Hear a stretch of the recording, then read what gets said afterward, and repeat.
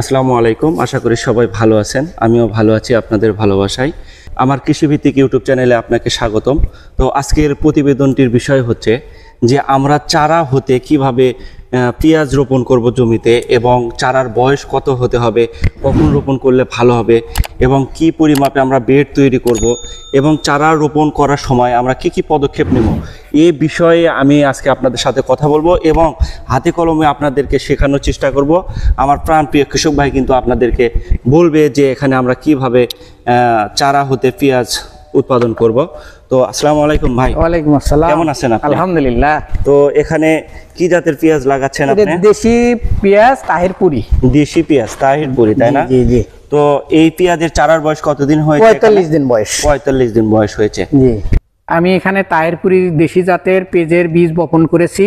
করার পরে এখানে চারা অলরেডি হয়ে গেছে। চারার বয়স 45 দিন। 45 দিন পর আমি এখন চারা উঠাচ্ছি অন্য জায়গায় রোপণের জন্য। রোপণের উদ্দেশ্যে আমি চারা উঠাচ্ছি।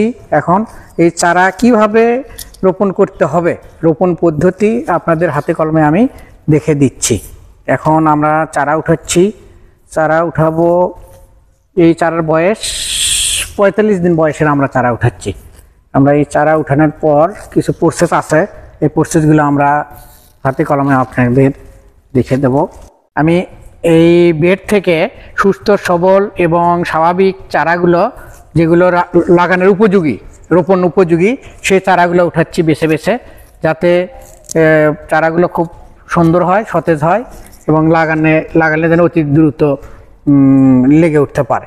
কিভাবে এই চারা অন্য জমিতে লাগানো হবে সেই রোপণ পদ্ধতি আমি এখন দেখে দেবো। চারাগুলো উঠাইছি আমি এক মুঠ আন্দাজ। এখন চারার লাগানোর পদ্ধতিটা আমি দেখে দেবো, প্রসেসটা কি নিয়মে চারা এক জায়গার থেকে আর এক জায়গায় রোপণ করতে হবে। আমি এক মুঠ চারা নিছি।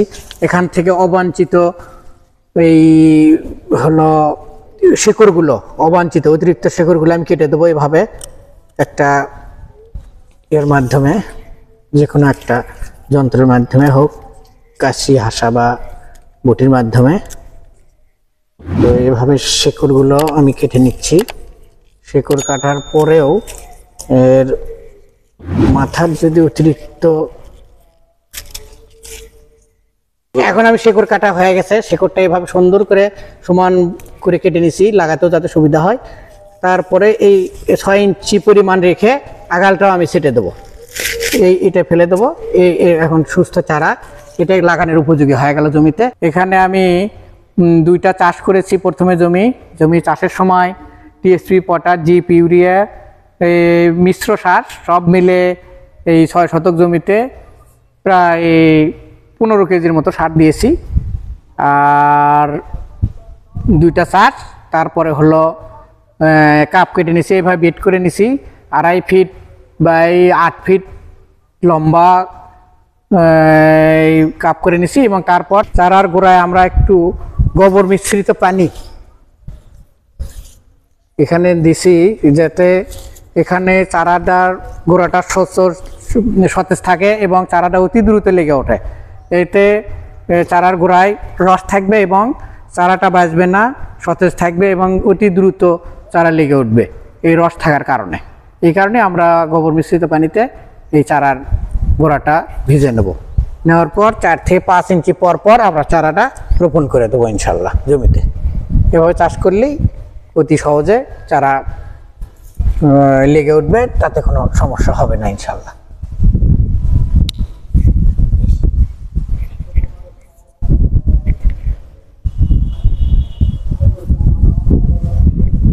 এই গাছটা আরো বড় ছিল, কিন্তু আপনি কেটে নিয়ে ছোট করছি। তো এখানে কেটে নেওয়ার পরে কোনো সমস্যা হয় কিনা?